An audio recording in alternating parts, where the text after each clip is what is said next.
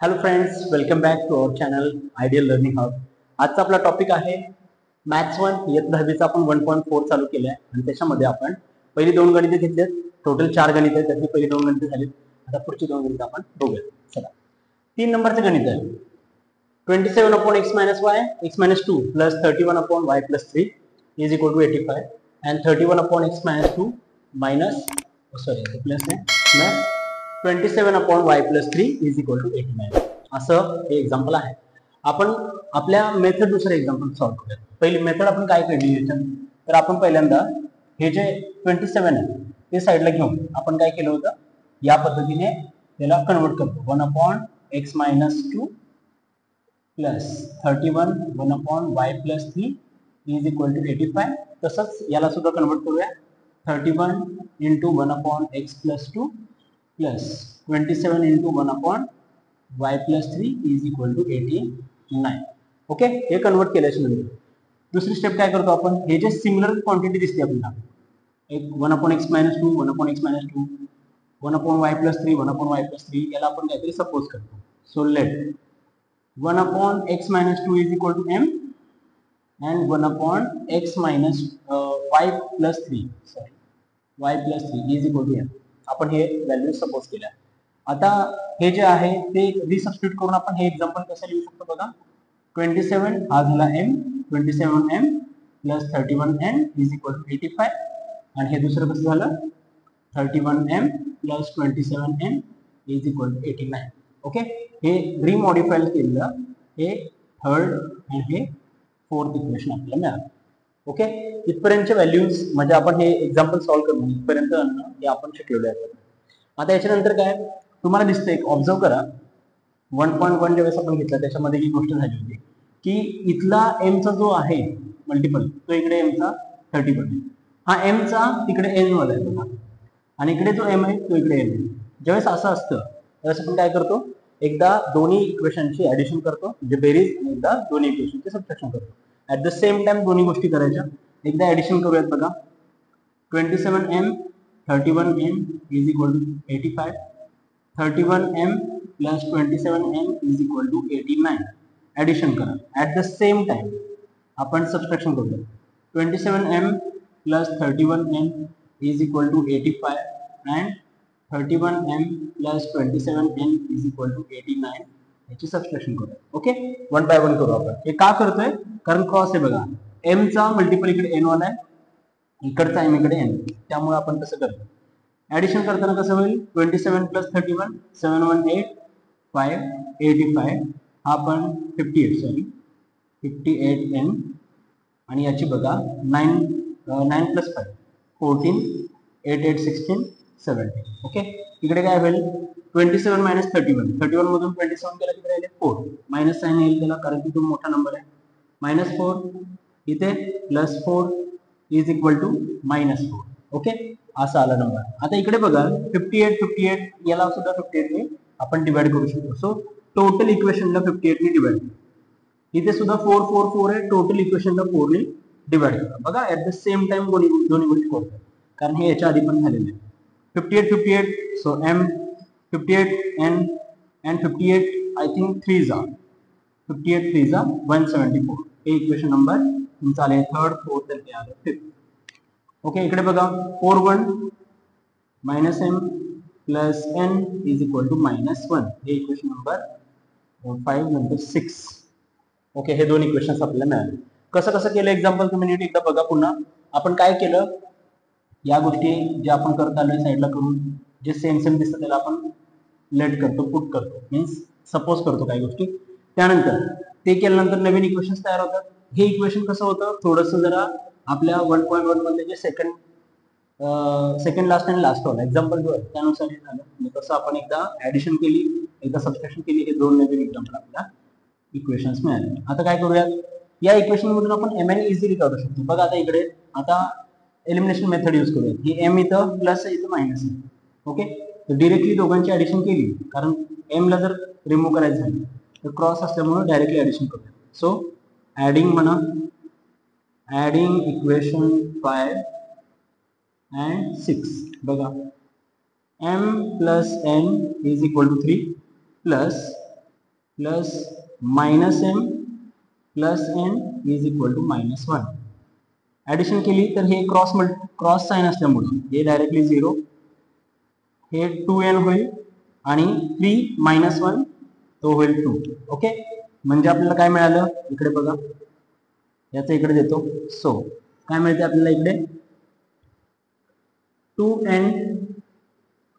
2n is equal to 2. So n is equal to 2/2, n is equal to 1 हे आपल्याला मिळालं. Okay, n ची value मिळाली. आता काय करा, put this value in equation 5 और 6. आपण 6 मध्ये दाखवूया. Put n is equal to 1 in equation 6.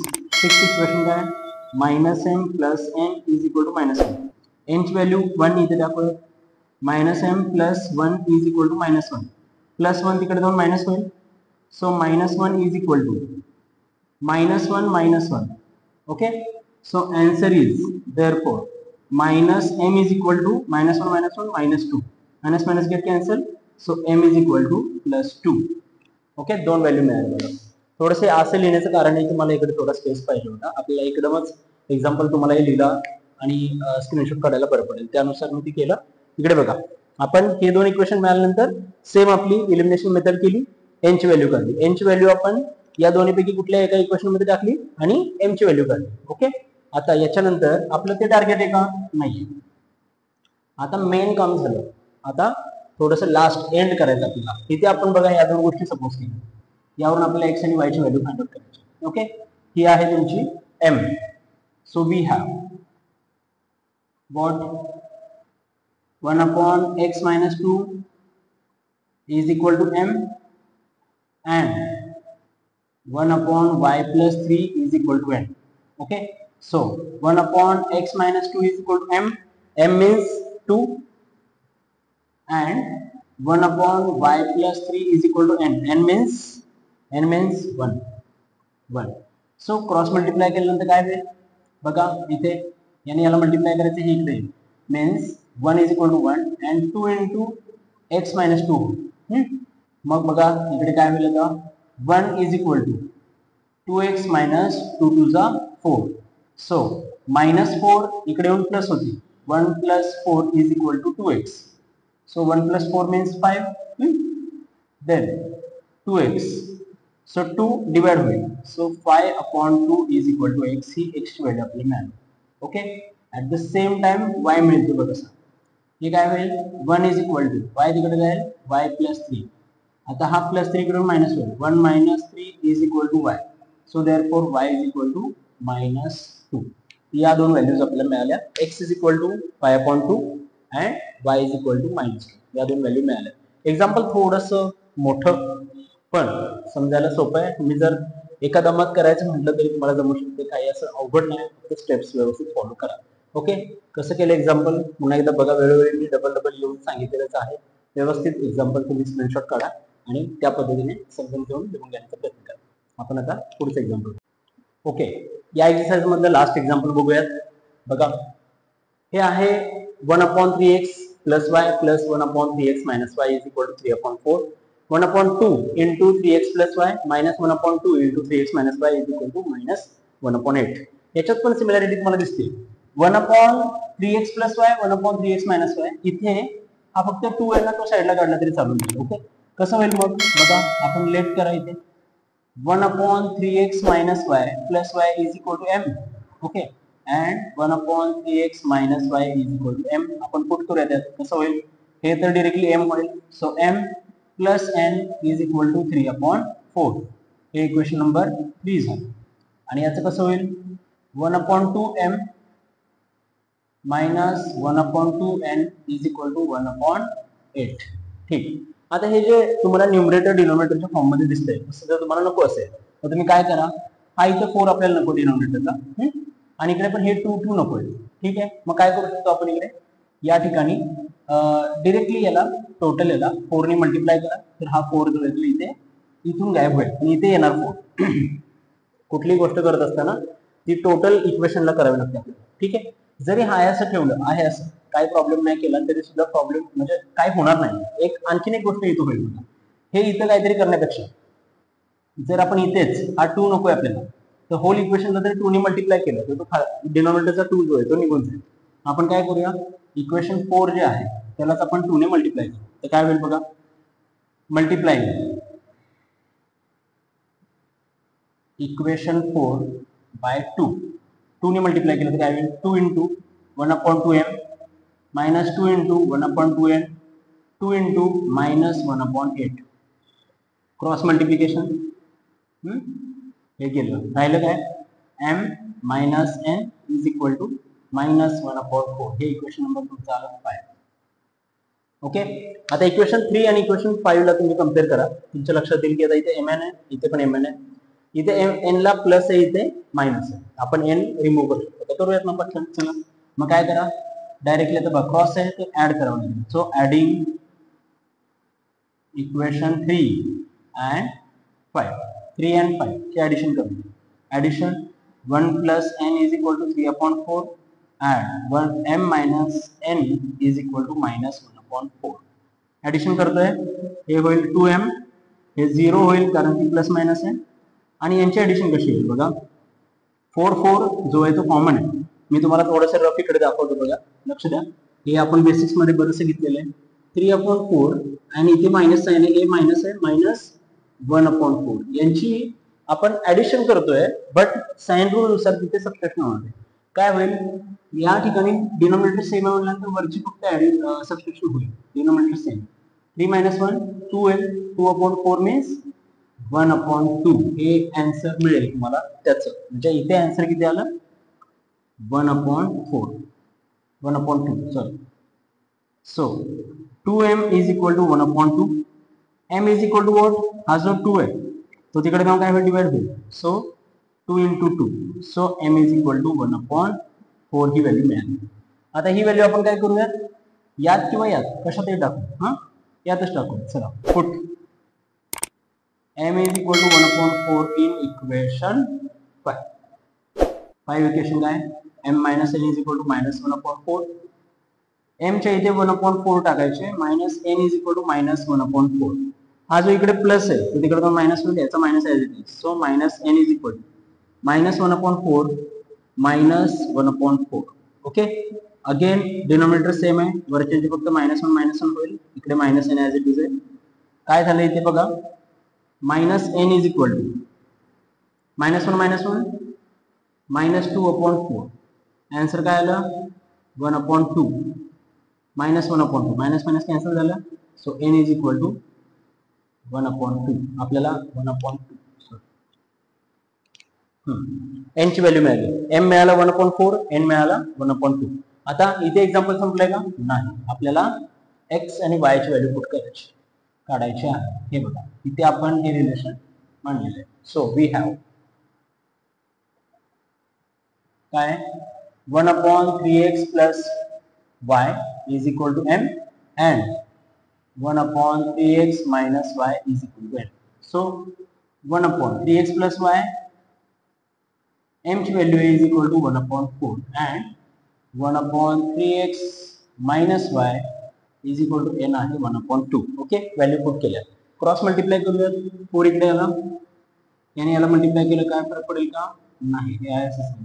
2 इकडे आला, याने याला मल्टिप्लाय करा, 3x - 4. ओके.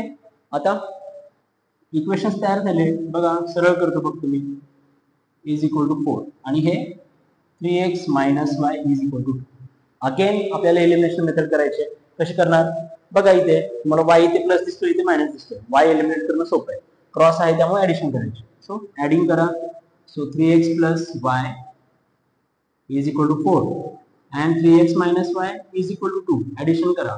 3 3 6x, हा झाला 0. 4 plus 2 6. So x is equal to 6/6, कारण इथे 6x आहे. हा काय असतो, मल्टिप्लिकेशन, तिकडे जाऊन डिवाइड झाला, 6 6.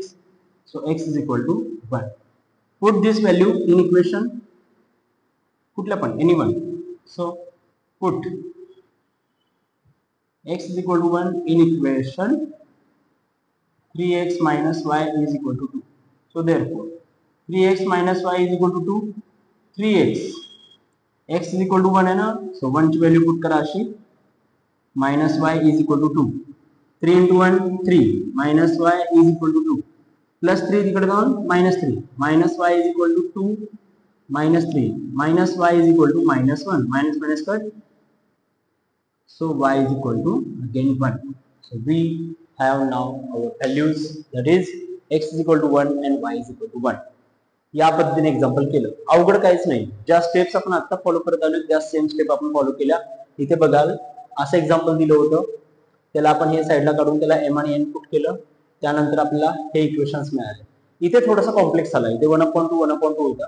आपल्याला 1/2 नकोय म्हणून आपण त्याला 2 ने मल्टिप्लाय केलं. तर 2 ने मल्टिप्लाय केल्यानंतर ही प्रोसिजर करून आपल्याला हे इक्वेशन मिळतं. या इक्वेशन मध्ये आता दिसते आपल्याला हे सेम आलं. आपण n काढून टाकण्यासाठी दोघांची ऍडिशन केली. आता ही ऍडिशन जी आहे ती मी इथे तुम्हाला दाखवली. तुम्ही ती व्यवस्थित करून घेऊ शकता. या पद्धतीने आपण बेसिक मध्ये पण त्या गोष्टी केलेल्या. ऍडिशन केली, व्हॅल्यू मिळाली m पुट करून आपण n काढली. त्यानंतर आपलं जे रिलेशन होतं जे आपण सपोज केलं होतं त्याच्यामध्ये mn ची व्हॅल्यू पुट करून क्रॉस मल्टिप्लाय करून दोन इक्वेशन मिळाले. इथे y जात होता, ऍडिशन केली, y घालवला, x मिळाला, x ची किंमत पुट करून आपल्याला y मिळाली. या पद्धतीने सिस्टमॅटिक पद्धतीने जर आलो तर आपल्याला आन्सर येऊ शकतो. ठीक आहे. असा हा एक्सरसाइज 1.4 जो की बऱ्याच मुलांना थोडासा कठीण जातो. जरासं एक्झाम्पल तुम्ही बघताय, साईज ऑफ द एक्झाम्पल थोडीशी मोठी आहे, त्यामुळे कठीण जाणं साहजिक आहे. पण सराव केला, प्रॅक्टिस केली तर हे सुद्धा अवघड नाहीये. त्यामुळे असाच एक पॉझिटिव्ह इंटेंट ठेवून तुम्हाला हे पण गणित केली पाहिजेत. बोर्ड एक्झाम्स मध्ये हे एक्झाम्पल्स येतात. अटमोस्ट 3 मार्कला एक्झाम्पल्स येतात. त्यामुळे हे तुम्हाला आलंच पाहिजे, यायलाच हवं. जर हे एक्झाम्पल तुम्ही स्वतःहून सोडवलं, बघा मी काय सांगतो, एक्झाम्पल जर तुम्ही स्वतःहून सोडवलं, पूर्ण कंप्लीट केल्याच्या नंतर एक वेगळाच कॉन्फिडन्स तुमच्यामध्ये येऊ शकतो. त्यामुळं कॉन्फिडन्स बूस्ट करण्यासाठी सुद्धा हे एक्झाम्पल आहे.